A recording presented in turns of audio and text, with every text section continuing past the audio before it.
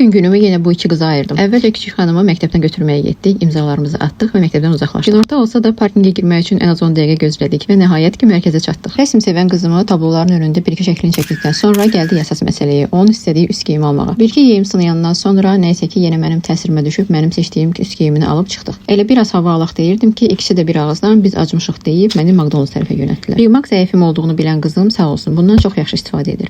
Diyetdəyim deyib öz ailəmimdə kiçik ölçüsü sifariş verərək vicdanımı rahatlatmağa çalışdım. Oradan çıxıb böyük hanımın telefonunu götürməyə getdik. Mən 2 terabayt sifariş vermişəm deyə mənim telefonum hələ bir həftə daha gec gəlir.